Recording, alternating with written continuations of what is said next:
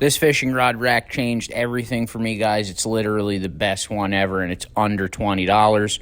What you're going to want to do is buy an 8-foot piece of plastic lattice, $16. Cut it directly down the center long ways with snips. Buy 2 ferro strips. They're $2 each. Okay? Take the lattice, screw it directly into the strips. Just screw it right to it.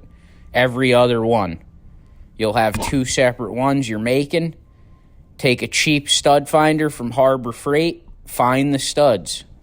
All you have to do is screw the ferro strips up into the ceiling, 4.5 feet apart.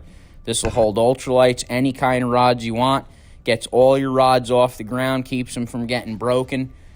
It's absolutely amazing. Hit the subscribe button for more videos and tips.